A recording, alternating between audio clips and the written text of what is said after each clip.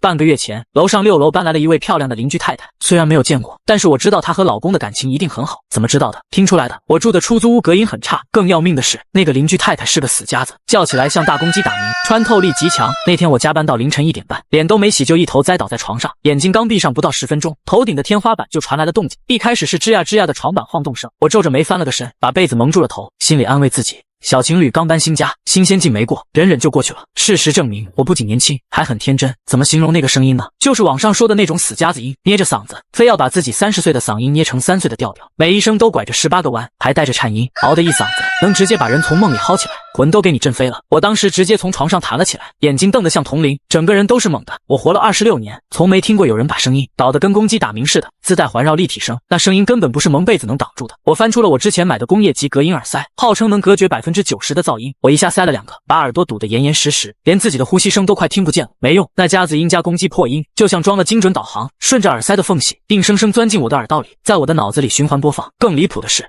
足足持续了40多分钟，我就坐在床上抱着膝盖，听了40多分钟的床板吱呀声和断断续续的公鸡打鸣式夹子音。等上面终于消停了，我以为我的噩梦结束了，我错了。大概30秒之后，我听见了拖鞋蹭地板的声音，然后是卫生间的门开了，紧接着是马桶盖掀开的声音，再然后就是清晰无比的水流砸进马桶里的声音，哗啦哗啦的，连水流大小的变化我都听得一清二楚。他尿完冲马桶的声音，抽水的声音，洗手的声音，甚至擦护手霜拧瓶盖的声音，都顺着下水管道清清楚楚传到我的卫生间里，再传到我的耳朵里。等楼上彻底安静下来，已经快凌晨3点了。我睁着眼睛看着天花板，脑子里全是公鸡打鸣的夹子音和水流声，一直到天快亮了，才迷迷糊糊睡了不到2个小时。第二天上班，我顶着2个堪比熊猫的黑眼圈，整个人像被抽走了魂。开早会的时候，总监在上面讲季度 KPI， 我坐在下面直接睡了过去，还打了个呼噜，全部门的人都看着我，总监的脸黑得像锅底，当场就把我骂了个狗血淋头，还扣了我当月的全勤奖，全勤奖500块，够我吃半个月的午饭了。我当时心里的火蹭的一下就上来了。我王大力本本分分的一个打工人，不偷不抢不惹事，每天累死累活挣点窝囊费，就想睡个安稳觉，怎么就这么难？我忍了，我想着也许就是偶然一次，小情侣刚搬新家，难免激动，过2天就好了。事实证明，我不仅天真，还很愚蠢。从那天开始，这对邻居就跟定了闹钟似的，每天半夜准点开工，有时候是凌晨1点，有时候是2点，最晚的一次凌晨4点多，我刚睡着，头顶的公鸡打鸣就响了，直接给我干精神了。我试过戴3层耳塞，耳朵都塞得发炎了，一碰就疼，还是挡不住那穿透力极强的夹子音。我试过戴降噪耳机，开最大的白噪音，结果耳机里的白噪音和楼上的夹子音混在一起，更魔性了。我一闭眼就感觉自己躺在养鸡场里，周围全是打鸣的公鸡。我试过熬夜，等他们完事了再睡，结果这俩人精力旺盛的离谱，有时候能折腾到凌晨5点，我直接不用睡了，洗把脸就能去上班。半个月下来，我人不人鬼不鬼，体重掉了8斤，黑眼圈重的像被人打了2拳。同事都问我是不是晚上去兼职挖煤了，还是偷偷去养鸡场给公鸡当陪练了。喝咖啡喝到我心跳加速，手都抖。去医院看，医生说我严重睡眠不足，神经衰弱，再这么熬下去身体就要垮了，给我开了一堆助眠的药，药吃了能睡着，但是楼上的夹子音一出来，我还是会被惊醒，醒了之后就再也睡不着了。我终于忍无可忍了，泥人还有3分土性，更何况我一个天天被吵得没法睡觉的打工人。我决定先礼后兵，那天周末，我算准了他们在家，特意换了件干净的衣服，整理了一下发型，上楼敲门，敲了半天，门才开了一条缝。开门的是个男的，30多岁，个子不高，有点微胖，穿个真丝睡衣，头发梳得油光水滑，看起来人模人样的，就是眼神有点飘，一看就是被酒色掏空了身子。这应该就是邻居男主人。后来我知道了，他叫张磊。他开门看见我，一脸警惕：“你谁啊？干嘛的？”我挤出了一个自认为非常和善的笑容，语气客气的不能再客气：“哥你好，我是楼下5楼的住户，跟你说个事，咱们这老小区隔音不太好，你们晚上动静能不能稍微小一点？我天天上班，实在是熬不住了，半个月没睡过一个整觉了。”我话说得非常委婉，给足了他面子。张磊的脸瞬间就红了，肉眼可见的尴尬，手都不知道往哪放，连连点头：“哎呀，不好意思啊，兄弟，真对不住，我们没注意，一定注意，以后肯定小声点，你放心。”话说得特别好听，态度也特别诚恳，我当时还松了口气，心想原来是个通情达理的人，早知道我早点上来说了，也不至于熬这半个月。我又客气了2句，就下楼了。现在想想，那时候的我真是太容易相信别人了。当天晚上，我早早就洗漱完，躺在床上，心里美滋滋的，想着今天终于能睡个安稳觉了。结果呢，凌晨1点半，熟悉的床板吱呀声准时响了起来，不仅没变小，反而更大了。那床板晃的，我感觉我头顶的墙皮都在往下掉灰。紧接着，那熟悉的公鸡打鸣式夹子音比之前更响、更夸张，拐的弯更多了，甚至还带上了台词。我清清楚楚地听见那个女的捏着嗓子娇滴滴地喊：“老公你好厉害呀，楼下那个单身狗是不是又在竖着耳朵听呀？”然后张磊的声音也传了下来，带着点炫耀的笑：“听就听呗，他个单身汉也就只能听听了。”我当时坐在床上，拳头攥得咯咯响，牙都快咬碎了。好啊，合着我上去好言好语跟你们说，你们不仅不当回事，还拿我找乐子，嘲讽我是单身狗。行，太行了，既然给脸不要脸，那就别怪我王大力，不客气了。你们不是喜欢动静大吗？不是喜欢让我听吗？那我就让你们好好体验一下什么叫社死，什么叫报复。我的报复计划正式启动。第一步，我得先摸清这俩人的规律。经过半个月的被迫监听，我已经摸得透透的了。这俩人每天半夜准点开工，时长稳定在40分钟到1个小时，分毫不差。完事之后30秒之内，那个女的一定会起身去卫生间，先尿尿，再洗手，再护肤，全程大概10分钟。而且我发现我们这老小区的卫生间下水管道是整栋楼连在一起的 PVC 管，完全不隔音。楼上卫生间里的任何一点声音顺着管道传下来都会被放大好几倍。更重要的是，这管道是互通的，我在楼下对着管道说话，楼上的卫生间里能听得一清二楚，甚至比在卧室里听得还清楚。发现这个秘密的时候，我嘴角的笑就没下来过。机会来了，我当天下午就请假去了趟小商品市场，花了80块钱买了个摆摊用的大功率扩音喇叭，可充电，续航8小时，音量拉满能覆盖整条街，还带录音功能，音质清晰，穿透力极强，完美适配我的需求。回到家我就开始调试，我把喇叭用扎带牢牢地绑在了卫生间的主下水管道上，喇叭口正对着管道内壁，确保声音能顺着管道完完整整传到楼上的卫生间里，一丝都不会浪费。然后我清了清嗓子，打开了录音功能，用我这辈子最正经最字正腔圆的播音腔录了一段音，录完我自己听了一遍，满意的不行，万事俱备，就等晚上2位主角登场了。那天晚上我早早就搬了个小板凳坐在卫生间里，手里攥着喇叭的遥控器，眼睛盯着天花板，像个等待猎物的猎人。凌晨1点23分，熟悉的床板吱呀声准时响起。1点58分，动静停了，我心里默数3、2，果然数到1的时候，头顶传来了拖鞋蹭地板的声音，啪嗒啪嗒，直奔卫生间。然后是卫生间门打开的声音，马桶盖掀开的声音，我听见了第一滴水流砸进马桶的声音。就是现在，我按下了遥控器的播放键，瞬间，我那字正腔圆的播音腔顺着下水管道，以雷霆万钧之势冲上了6楼的卫生间，在整个空间里360度立体环绕播放。欢迎收听晚间黄金档特别节目，刘娇娇女士如测实况转播。现在我们看到参赛选手刘娇娇女士已经成功落座。她调整了一下坐姿，看起来状态非常好，水流开始平稳输出，节奏稳定，水量喜人，让我们为刘娇娇女士加油！喝彩，太棒了！即将完成本次挑战，让我们恭喜刘娇娇女士圆满完成本次如厕任务，让我们把最热烈的掌声送给她。我录这段的时候还特意加了背景音，啦啦队的加油声，还有热烈的鼓掌声，音效拉满，氛围感十足，整个楼道里都能听见下水管道里传出来的我的声音，更别说就在卫生间里的刘娇娇了。我在楼下听得清清楚楚。我的播音刚响起来的瞬间，楼上的水流声戛然而止，紧接着是一声震耳欲聋的尖叫，比之前的公鸡打鸣还响，差点把我卫生间的灯泡给震碎了。然后是哐当一声巨响，好像是人摔倒了，撞在了什么东西上。再然后就是刘娇娇带着哭腔的尖叫和张磊气急败坏的骂声，乱成了一锅粥。我坐在卫生间的小板凳上，捂着嘴，憋笑憋得浑身发抖，眼泪都快出来了，肚子都笑疼了，爽，太爽了！这半个月受的气，在这一刻全撒出来了。我让你尿，我让你听得一清二楚，我让你嘲讽我单身狗，社死吧你！那天晚上楼上闹了整整半宿，刘娇娇一直在哭，说有人偷窥她，说她没脸见人了。张磊在那骂骂咧咧的砸东西，但是一句都没敢提楼下的事，毕竟这是说出去丢人的是他们自己。我呢，我关掉喇叭，躺在床上，听着楼上的哭闹声，心里美滋滋的，不到10分钟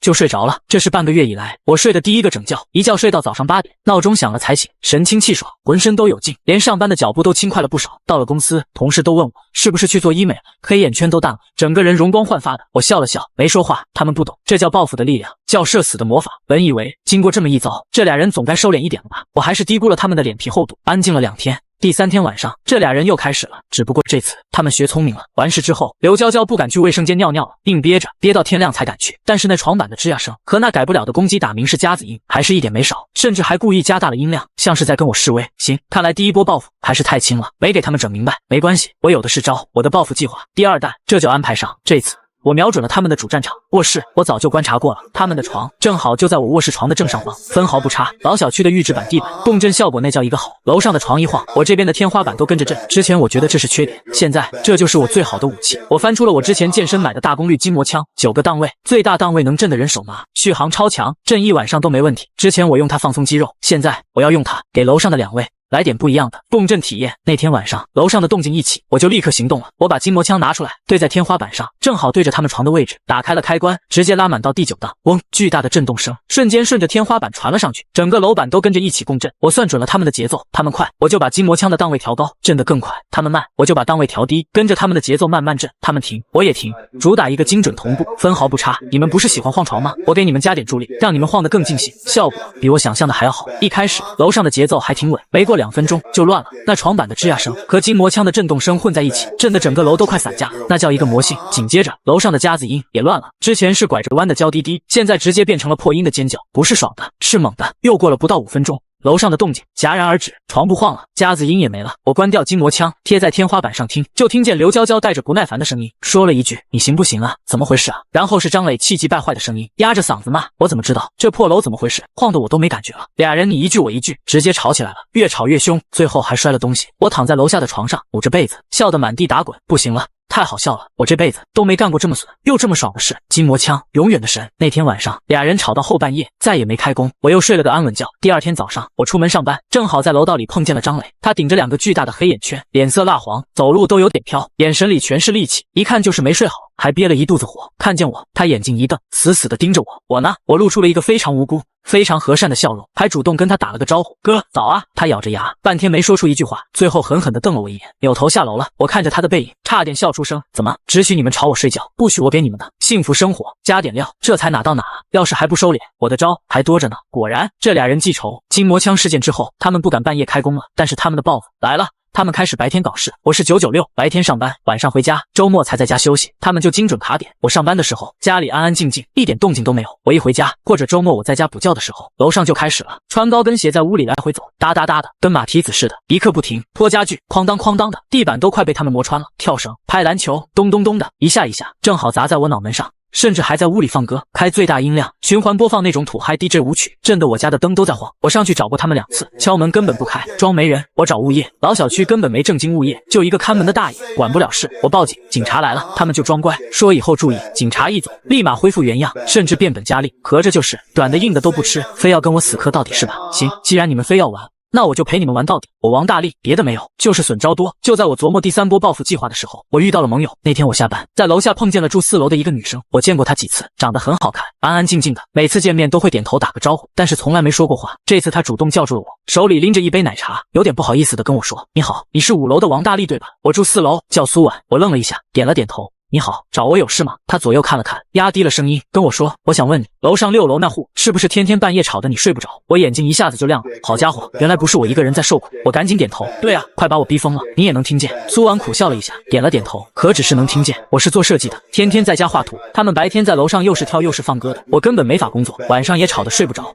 快半个月了，我改方案都改不下去，甲方都催我好几次了。他顿了顿，看着我，眼睛里带着点笑意，而且前几天那个卫生间的实况转播，还有那个筋膜枪的事，我都听见了，干得太漂亮了。我老脸一红，有点不好意思，但是心里瞬间就找到了组织。原来不止我一个人被这对奇葩邻居折磨，整个单元楼都在受苦。那天我和苏婉在楼下聊了半个多小时，越聊越投缘。我们俩都是外地来这座城市打拼的打工人，租住在这个老小区，都是为了省点钱，离上班的地方近一点。结果遇上了这么一对奇葩邻居，天天被折磨得苦不堪言。同是天涯沦落人，相逢何必曾相识。更重要的是，我们俩达成了共识，不能再这么忍下去了，必须联手把这对扰民的奇葩给送走。有了盟友，我的底气更足了。而且苏婉还给我提供了很多新的情报和新的思路。苏婉告诉我，住3楼的一个小伙子叫周宇，正在考研，天天在家复习，被楼上的动静吵得快抑郁了，好几次都想上去跟他们拼命。住对门的李阿姨，退休的居委会干部，儿子儿媳在外地，自己一个人住，有高血压，睡眠不好，被楼上半夜的动静吵得天天吃降压药，早就对他们不满了。还有1楼开小卖部的王叔，儿子刚满月，天天被楼上的动静吓得哭，觉都睡不好。王叔媳妇都快回奶了，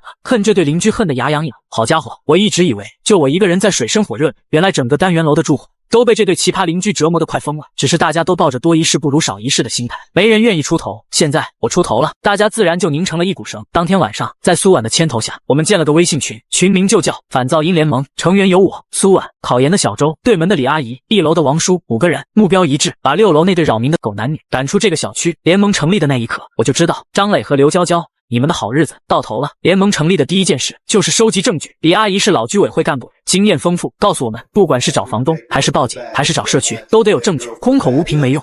于是我们分工合作，我负责录下他们半夜的动静，还有白天故意制造噪音的音频和视频。苏婉和小周负责记录他们每次制造噪音的时间、时长，做成表格，一目了然。李阿姨负责去社区和物业打听这户的租房信息，还有房东的联系方式。王叔负责在小区门口盯着，看看这俩人每天都跟什么人接触，什么时候出门，什么时候回来。人多力量大，这话真不是吹的。不到3天，我们就收集到了满满当当的证据，还有一个惊天大瓜，一个足以让这俩人直接原地社死，滚出这个小区的大瓜。首先是李阿姨那边查到了租房信息，这个房子的房东是个70多岁的王老太太，儿子在国外，房子一直空着，上个月刚通过中介租出去的。租房的人不是张磊，是刘娇娇，也就是那个加子音邻居太太。李阿姨还拿到了房东王老太太的联系方式，老太太人在国外，但是微信能联系上，对房子里的事一无所知。然后是王叔那边带来了一个让我们所有人都震惊的消息，王叔在小区门口开小卖部，人来人往的，什么都能看见。他告诉我们，这个张磊根本就不是天天住在这，只有半夜才来，早上天不亮就走，跟做贼似的。而且王叔不止一次看见张磊开着一辆黑色的大众 SUV， 车里坐着一个女的，还有个5、6岁的小男孩。那个小男孩管张磊叫爸爸，那个女的管张磊叫老公。王叔还拍了照片，照片里张磊牵着那个小男孩，对那个女的笑得一脸殷勤，跟在楼上那个油头粉面的样子，判若两人。我们5个人看着那张照片全懵了，好家伙，闹了半天，这俩人根本就不是什么夫妻。张磊是有老婆有孩子的，刘娇娇就是个小三，他们租这个房子根本就不是用来住家的，是用来偷情的炮房。我们所有人都被这俩人骗了，我当时脑子嗡的一下，瞬间就全想通了，怪不得他们只在半夜活动，白天不敢在家待着，怕被熟人看见。怪不得他们不怕吵到邻居，根本就没打算常住，就是临时找个地方偷情，根本不在乎邻居的感受。怪不得我上去找他们。张磊嘴上答应的好好的，转头就变本加厉，还嘲讽我是单身狗，合着他自己在外面偷情，还觉得自己挺有本事。还有刘娇娇，明知道人家有老婆孩子，还当小三，天天在出租屋里鬼混，还故意吵得整个单元楼不得安宁，脸皮是真的比城墙还厚。我当时气得浑身发抖，之前我只是觉得他们扰民没素质，现在我才知道，这俩人不仅没素质，还没道德，没底线，偷情偷到居民楼里，还搞得鸡犬不宁，害得整个单元楼的人都睡不好觉，简直是无耻至极。李阿姨气得手都抖了，在群里说太不像话，这要是让房东老太太知道，非得气死不可。自己好好的房子，给人当成干这种龌龊事的地方。小周也气得不行，我说他们怎么天天半夜不睡觉，合着是干这种见不得人的事，害得我书都看不进去，考研都快耽误了。王叔更是直接，这种人就该让他老婆知道，让他后院起火，看他还敢不敢出来鬼混。苏婉看着我问，大力你说怎么办？我们现在有证据了，是直接告诉房东，还是……我看着手机里的照片，又看了看群里大家义愤填膺的消息，嘴角勾起了一抹笑。怎么办？当然是给他们安排一场终生难忘的报复。既然他们喜欢偷情，喜欢刺激，喜欢社死，那我就给他们安排一场大大的惊喜。我的计划分3步走，第1步，先给张磊的后院放一把火，让他自顾不暇，没心思再来这里鬼混。第2步，联系房东，把这里的事原原本本告诉他，让他收回房子，断了他们的窝。第3步，也是最关键的一步，给他们安排一场盛大的抓包现场，让他们俩彻底社死，再也没脸出现在这个小区里。计划定好，联盟成员全员通过，立刻开始行动。首先，第1步，给张磊的后院点火，这个事交给我来办。我早就摸清了张磊的规律，他每次来刘娇娇这里都是晚上10点多，把车停在小区门口对面的马路边上，不进小区，怕被人看见。早上5点多，天不亮就走，开车直接去上班。王叔已经把他的车牌号摸得一清二楚，连他平时开车的路线都摸清楚了。我当天下午就去文具店买了一堆东西，一堆特别可爱的卡通情侣贴纸，上面印着老公我爱你，宝贝辛苦了，还有那种粉粉嫩嫩的爱心和一对小情侣的卡通形象，特别显眼，贴在车上10米之外都能看见。还有那种网红车贴，上面写着车内有小公主，禁止飙车，粉粉的，闪着亮片，要多扎眼有多扎眼。当天晚上，张磊的车准时停在了小区门口的马路边上。凌晨3点多，楼上的动静刚停，我和王叔就偷偷摸摸的出了单元楼。王叔放风，我负责贴。我绕到张磊的车旁边，拿出贴纸，手脚麻利的把那些老公我爱你，宝贝辛苦了的贴纸贴满了车的后挡风玻璃，还有副驾驶的车门上，连后视镜上都贴了2个小爱心。那个车内有小公主的车贴，我直接贴在了主驾驶位的正前方挡风玻璃上，张磊一坐进车里就能看见。贴完之后，我后退2步看了看，好家伙，一辆好好的黑色大众 SUV 被我贴得花里胡哨，粉粉嫩嫩的，跟个小姑娘的代步车似的，要多显眼有多显眼。我和王叔憋笑憋得浑身发抖，偷偷摸摸的回了楼里，就等着看好戏了。第2天早上，天刚亮，张磊就跟做贼似的，偷偷摸摸的出了小区，上了车。我们几个人早就趴在窗户上等着了，就看见张磊坐进车里，一眼就看见了挡风玻璃上的车贴，当时就愣了，赶紧手忙脚乱的往下撕。但是我买的这种贴纸粘性超强，撕下来全是胶，根本擦不掉。他越撕越急，越急越撕不下来，最后气得狠狠地砸了一下方向盘。我们在窗户里笑得肚子都疼了，但是这还没完，真正的好戏还在后面呢。张磊撕了半天没撕下来，眼看天越来越亮，怕被人看见，只能硬着头皮开着这辆贴满了情侣贴纸的车走了。不用想也知道，他开着这辆车回家，他老婆看见这些贴纸会是什么反应。果然，当天下午，王叔就给我们带来了后续。王叔说，张磊下午开车来小区门口的时候，脸上带着伤，一看就是被挠的，车身上的贴纸全撕了，但是留了满满的胶印，怎么擦都擦不掉。他脸黑得像锅底，进小区的时候差点跟门口的栏杆撞了。我们在群里笑得满地打滚，爽，太爽了！让你出来偷情，让你扰民，先给你个小小的教训，让你知道惹谁都别惹我们这群被吵得睡不着觉的打工人。果然，从那天开始，张磊连续1个星期都没再来刘娇娇这里，小区里安安静静的，我们终于过上了不用戴耳塞，能睡安稳觉的日子。我每天都能睡够8个小时，上班精神头足了，连总监都夸我说我最近工作状态特特别好，还说要给我涨工资。苏婉也说，她终于能安安静静在家画图了。甲方的方案顺利通过，还拿了一笔奖金。小周的复习进度也赶上来了，说现在看书效率特别高，考研肯定没问题。李阿姨的血压都降下来了，不用天天吃降压药了。王叔家的小宝宝也终于能睡整觉了，不哭不闹的。王叔媳妇的奶水也回来了，整个单元楼都恢复了往日的平静，大家的脸上都有了笑容。我们都以为这事就这么过去了。张磊不敢来了，刘娇娇一个人也闹不出什么动静。过段时间他自己就搬走了。我们还是低估了这俩人的不要脸程度。1个星期之后，张磊又来了，不仅来了，还变本加厉。不知道他是怎么跟他老婆解释的，反正人是来了，而且大概是被老婆骂了，心里憋了火，就来刘娇娇这里找发泄，动静比之前更大更过分。刘娇娇更是嚣张，大概是觉得张磊为了他连老婆都敢骗，自己马上就要上位了，天天在阳台晒那些暴露的内衣，还故意往楼下掉，嘴里骂骂咧咧的，说什么有人嫉妒他，故意搞他男人的车。合着这俩人不仅没长记性，还把账都算到我们头上了。好，既然给脸不要脸，非要往枪口上撞，那就别怪我们，不客气了。计划的第2步和第3步同步启动。首先，第2步，联系房东。李阿姨直接给远在国外的房东王老太太打了个视频电话。李阿姨是老居委会干部，说话条理清晰，有理有据。先是把刘娇娇和张磊在房子里干的事原原本本的告诉了王老太太，然后把我们收集到的噪音证据，还有张磊有老婆孩子的照片，都给老太太看了。王老太太一听，当场就气炸了。老太太是个老知识分子，最看重脸面，最痛恨这种婚外情的龌龊事。自己好好的房子被人当成了偷情的炮房，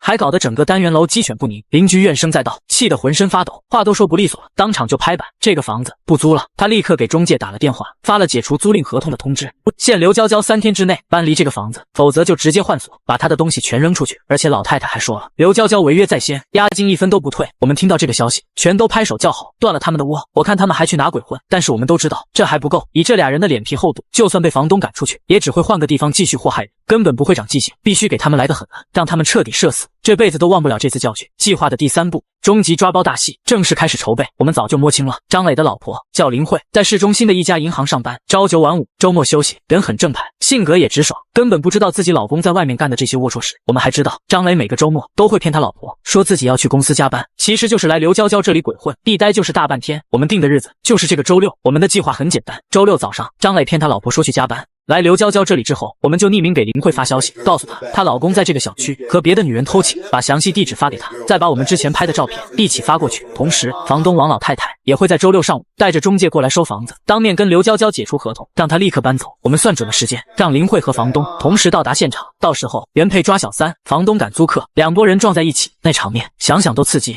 我们还特意跟1楼的王叔打了招呼，周6上午只要林慧来了，立刻给我们发消息，我们好提前准备，吃瓜看戏，一切都安排得明明白白，就等周6大戏开场。周5晚上，我和苏婉还有联盟的其他人都激动得睡不着觉。苏婉给我发微信问我，大力，你说这事会不会闹得太大了？我回他，大，他们天天吵得整个单元楼不得安宁，害得我们半个多月睡不好觉的时候，怎么没想过会不会太过分？张磊有老婆孩子，还出来偷情，刘娇娇明知道人家有家庭，还当小三，他们干这些事的时候，怎么没想过会不会太过分？苏婉回了个点头的表情包，你说的对，就是要给他们一个教训，不然他们永远都不知道自己有多招人烦。我又回他，放心，我们只是把真相告诉该知道的人，没做任何违法的事，错的是他们，不是我们。其实我心里还有点小紧张，长这么大我从来没干过这么大的事，但是一想到这半个多月我受的那些罪，熬的那些夜，被扣的全勤奖，被总监骂的那些话，还有整个单元楼的邻居受的那些委屈，我就一点都不慌了。错的是他们，不是我，我只是在拿回属于我的安稳觉而已。周6终于到了，早上8点多，我们就听见楼上有动静了，张磊来了。王叔在群里发消息，张磊的车进小区了，人上去了。李阿姨收到，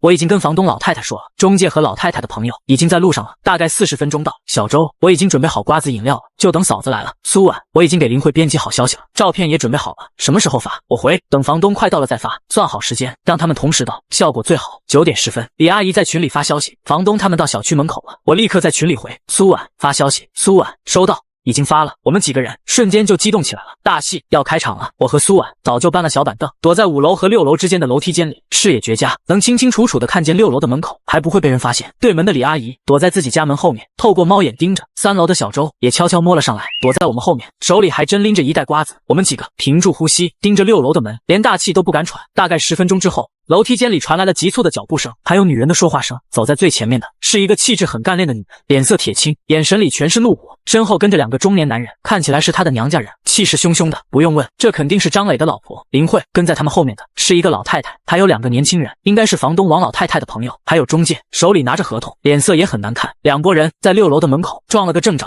我们几个躲在楼梯间里，瞬间就绷紧了神经，手里的瓜子都不香了。来了来了，名场面来了！林慧走到门口，二话不说，抬起手，哐哐哐的砸门，力气大的，整个楼道都能听见。砸了没2下，门就开了。开门的是刘娇娇，穿个吊带睡裙，头发乱糟糟的，脸上还带着刚睡醒的红晕。看见门口这么多人，愣了一下，还没反应过来，娇滴滴的问了一句：“你们谁啊？干嘛的？敲我家门干什么？”他这话刚说完，林慧一眼就看见了他身上的睡裙，还有脖子上的吻痕，眼睛瞬间就红了。二话不说，抬手就给了刘娇娇一个响亮的耳光，啪的一声，整个楼道都听得清清楚楚。我是谁？我是张磊的老婆，你这个不要脸的小三，敢勾引我老公，看我今天不撕烂你的嘴！林慧也是个狠人，一巴掌打完，直接就冲了进去，身后的2个娘家人也跟着冲了进去。刘娇娇被一巴掌打懵了，反应过来之后，尖叫着就跟林慧厮打在了一起，屋子里瞬间就乱成了一锅粥，尖叫声、骂声、摔东西的声音此起彼伏。我们躲在楼梯间里，听得清清楚楚，几个人面面相觑，都忘了嗑瓜子。我的天，比我想象的还要刺激！紧接着，房东王老太太也带着中介走了进去，看着屋里乱成一团的样子，气得浑身发抖，大喊一声：“都别打了，这是我的房子！刘娇娇，我已经跟你解除租赁合同，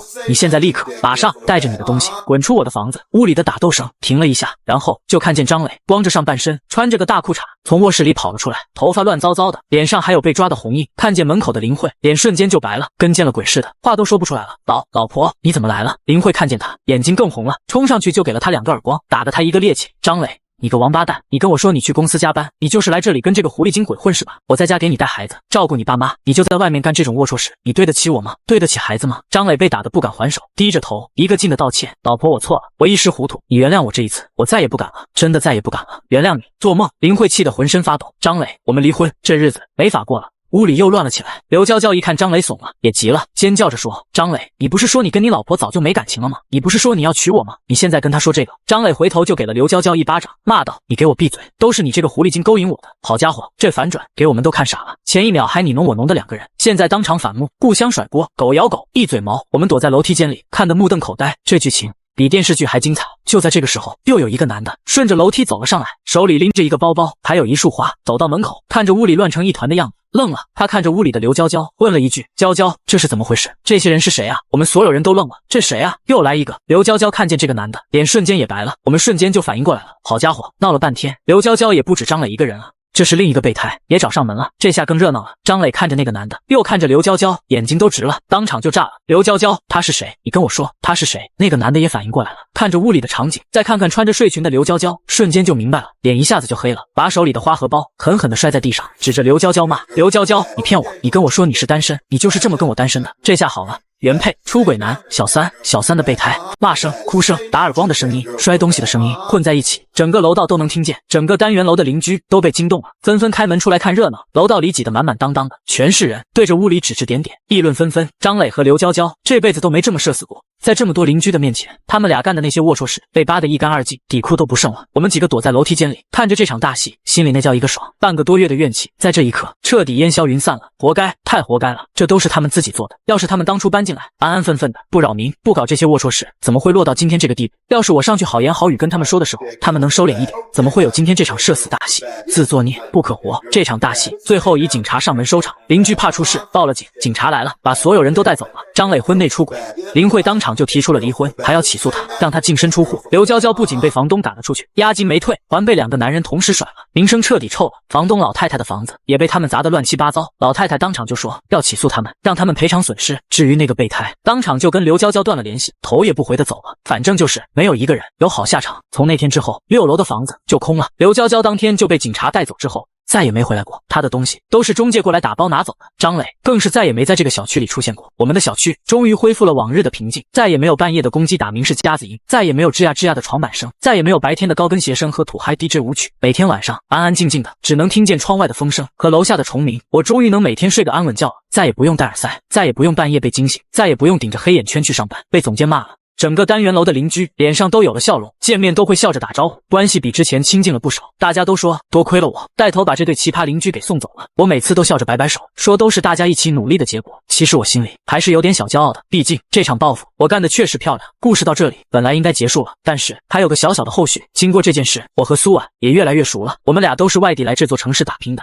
有很多共同话题，一起经历了这场反噪音大战，也算是过命的交情。他会经常给我带他自己做的早餐，我会在他加班晚了的时候去他公司楼下接他回家。他画图遇到瓶颈的时候，我会陪他聊天，给他出主意。我工作上遇到麻烦的时候，他会安安静静的听我吐槽，给我加油打气。一来二去，我们俩就顺理成章的在一起了。在一起之后，我们俩商量了一下，决定换个房子。这个老小区虽然有感情，但是隔音实在是太差了，我们俩也不想再被楼下的邻居找上门来。我们找了个新小区，电梯房，隔音超好，离我们俩上班的地方都不远。房租虽然贵了一点，但是住着舒服。搬家那天，反噪音联盟的所有人都来给我们帮忙，李阿姨还给我们包了饺子，说我们俩是天造地设的一对。搬完家，收拾完屋子，晚上我和苏婉躺在新家柔软的大床上，看着窗外的夜景，安安静静的，一点噪音都没有。苏婉窝在我的怀里，笑着跟我说起来还要谢谢楼上那对奇葩邻居，要不是他们，我们俩也不会认识，更不会在一起。我笑了笑，抱紧了他，点了点头。是啊，谁能想到一场因为隔音差引发的报复，最后竟然让我找到了这辈子想要共度一生的人。世事难料，真是太奇妙了。故事到这里就真的结束了，不，还有最后一个小彩蛋，也是我埋下的最后的一个小悬念。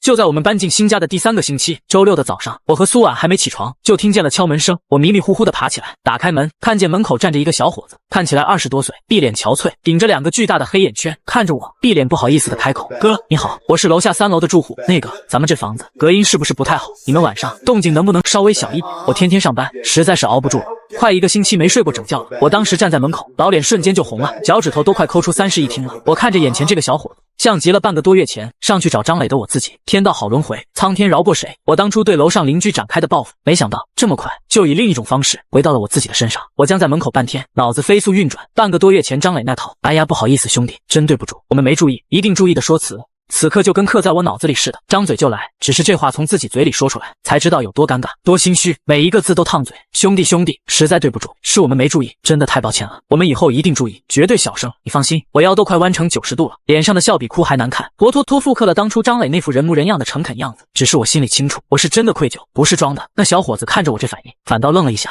估计也是没见过道歉这么痛快的，本来憋了一肚子的委屈，愣是没说出口，只是摆了摆手，苦笑着说：“没事哥，就是咱们这新房隔音确实不太行，我也是天天加班，实在熬不住了，才上来跟你说一声，你们多注意点就行。”他说完又客气了2句，就转身下楼了。我关上门，背靠着门板，长长的舒了一口气，一转头就看见苏婉裹着被子从卧室门口探出头来，脸比我还红，眼睛里全是笑意，又带着点社死的窘迫。王大力，他拖着长枪，憋着笑喊我：“楼下那个单身狗，是不是又在竖着耳朵听呀？”这句话一出来，我当场就想找个地缝钻进去。这话当初可是刘娇娇嘲讽我的，现在被苏婉原封不动的甩到我脸上，简直是公开处刑。我扑过去把她按回床上，挠她的痒痒，她笑得在床上打滚，一边笑一边喊：“错了，不过谁让你当初说人家张磊被酒色掏空了身子？我看你现在也差不多。”闹了半天，我俩才消停下来，并排躺在床上，大眼瞪小眼，都从对方眼里看到了4个大字：自作自受。当初在老小区，我们被张磊和刘娇娇吵得生不如死，骂他们没素质、没公德心，转头自己搬了新家，就成了自己最讨厌的那种人。我心里那叫一个五味杂陈，拍了拍胸脯跟苏婉说：“不行，咱绝对不能走张磊那俩货的老路，必须整改，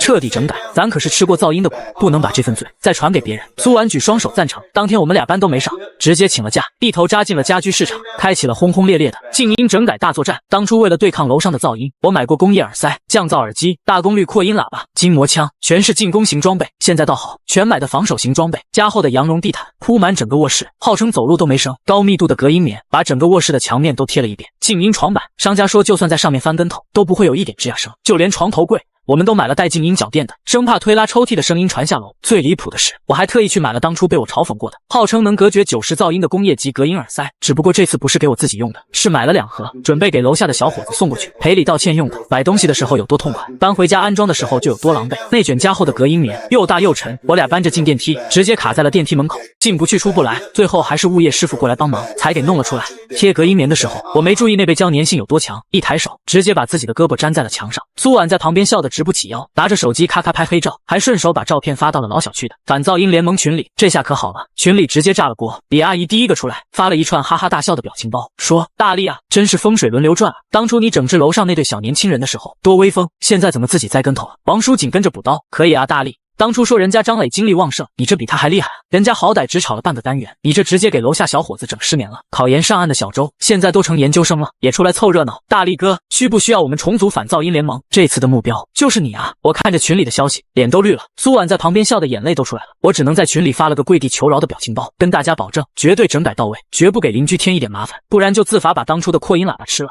折腾了整整3天，我们俩终于把整个卧室改造完了。地上铺了3层地毯，墙上贴满了隔音棉，床换成了静音床板，连卧室门都加了隔音条。整个屋子进去说话都带点回音，别说床板晃动的声音了，就算我俩在屋里大声说话，外面都听不见一点动静。整改完的当天晚上，我特意拎着2盒隔音耳塞，还有1兜水果，下楼去给那个小伙子赔礼道歉。小伙子叫林浩，也是刚毕业没多久的打工人，跟我当初一样，租房子住，天天996。就想睡个安稳觉，他看见我拎着东西过来，特别不好意思，一个劲说不用这么客气。我把东西塞给他，认认真真的跟他道了歉，跟他说了我们之前在老小区被噪音折磨的经历，跟他保证以后绝对不会再出现这种情况，要是再听见一点动静，随时上来找我，我绝无半句怨言。林浩听完眼睛都亮了，说难怪我道歉这么痛快，原来是过来人。那天我俩在楼下聊了半天，越聊越投缘，都是打拼的年轻人，我们有太多共同话题。本以为这事到这就圆满结束了，我们整改到位，再也不扰民，安安稳稳过我们的小日子。刚安静了没1个星期，林浩又找上门，他不是来投诉我们的，他一脸憔悴，黑眼圈更重，整个人快蔫了，看见我差点哭出来。大力哥，他堵在我家门口带着哭腔，说实在没办法求帮忙。我心里咯噔一下，以为是我们还有动静漏下去，连忙询问原因，得知是楼下2楼搬来主播，租房子专门做直播带货，主播20出头，每晚8点开播，一直播到凌晨2、3点。他扯着嗓子喊带货口号，声音穿透力极强，魔性又扰民，林浩听得一清二楚。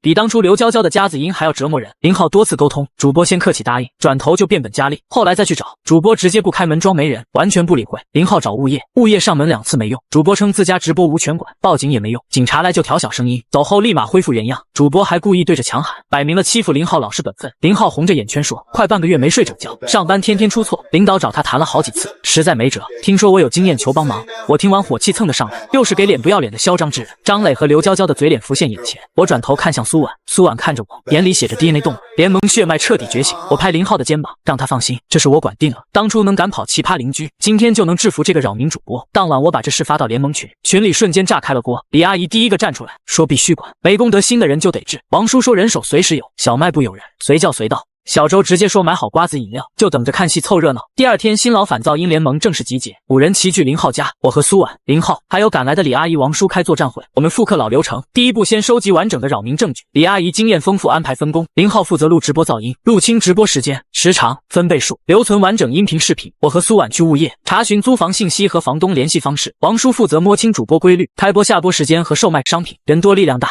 不到2天就收集满证据，还挖出大瓜，噪音证据确凿。主播连续3天每晚8点开播到凌晨3点，最高分贝超80，属于严重扰民，证据链完整无缺。我们查到房东是本地阿姨，住在附近不知情，得知房子被当直播间扰民，房东气得当场拍板，主播不改就解除合同，直接让他滚出房子。王叔蹲守2天摸清规律，还进入主播直播间取证，发现主播卖的9块9福利品全是3无产品，无生产厂家、生产日期、质量合格证，专坑消费者。主播挂的是私域链接，不是正规平台，涉嫌违法。我们本只想治扰民，没想到揪出黑心违规主播，主播既扰民又违法，我们证据在手，底气十足。按老规矩先礼后兵，我和林浩、物业上门沟通，敲半天门开一条缝。黄毛主播探出头，一脸不耐烦，他看见我们就质问，干嘛的又来找事，态度恶劣。我把林浩拉身后，客气说明邻居身份和扰民问题，告知整栋楼都是住户，要上班上学，实在熬不住，请求主播调小声音，或换白天时间直播，好好商量。黄毛听完当场嘲笑，一脸不屑的出言嘲讽我们，称在自家直播不关旁人事，嫌吵别住，穷鬼事多，还说直播赚钱，耽误赚钱我们赔不起，嚣张至极。说完砰的关门，差点撞到我的鼻子，毫无素质可言，和张磊、刘娇娇一个德行，给脸不要脸，不知悔改，好言好语听不进去。我们决定启动反击计划，第一步给房东看噪音和改房屋用途的证据，房东阿姨气炸，直接发解除合同通知，限3天搬离，否则换所处理，押金1分不退，断了主播的窝。第2步整理完整扰民证据，包括录音视频分贝结果，直接报警处理，同时投诉社区和城管部门多管齐下。第3步最关键，王叔整理3无产品的录屏截图照片，举报给市场监督管理局和主播的直播平台，3方施压连环出击，黄毛主播瞬间慌了神，房东带中介上门收房，堵门催他赶紧打包搬走，警察和社区工作人员上门下达扰民警告通知，再扰民就依法处罚，承担相应的法律责任。平台发违规通知，直播间限流，商品链接全下架，市监局致电要求配合调查售卖3无产品问题。主播终于害怕，没了嚣张气焰，当晚停播道歉。他敲开林浩的门，不停道歉认错，求林浩原谅。林浩为人老实，看他态度诚恳，没再多计较，只要求他以后不再扰民，安分守己不惹事。但道歉已经晚了，房东铁了心收房不续租。3天之后，黄毛主播灰溜溜打包行李搬走了。主播搬走当天，整单元邻居都出来围观庆祝，大家知道是我们赶走扰民主播，纷纷上前道谢，还有邻居送水果饮料，和老小区的场景一模一样。林浩拉着我的手激动不已，非要请全联盟吃饭。当晚我们在小区饭馆摆桌，老邻居、新邻居齐聚，李阿姨、王叔、小周赶来，热热闹闹吃饭喝酒。期间，王叔举杯笑说，大力成了反噪音专业户，从老小区打到新小区，专治各种扰民奇葩。大家都笑了，我也笑着举杯，看向身边的苏婉。苏婉笑着看我，眼睛亮晶晶的，满是温柔笑意。吃完饭回家，晚风舒适，我牵着苏婉的手慢慢走。苏婉笑着说，多亏奇葩邻居，我们才相识相爱。我握紧她的手，感慨这就是命中注定的缘分。当初只想睡安稳觉，没想到收获爱情和使命。我成了小区反噪音先锋，守护大家的安静生活。苏婉被我逗笑，依偎在我怀里，满是幸福。回到家，躺在铺厚地毯的卧室，安静无噪音，窗外月光洒进来，温柔又治愈。我抱着苏婉，心里满是安稳，终于明白真正安稳的意义。当初的抱负是打工人想守住仅有的安稳，现在懂得安稳不靠抱负，靠守底线不扰人，还要力所能及，帮身边人守住安宁的生活。这是过去半个月，新小区业主群有人加我，备注是隔壁单元邻居，请教对付扰民的经验。我看着微信申请，笑着摇了摇头，点击通过。看来我这反噪音先锋的路还会一直走下去。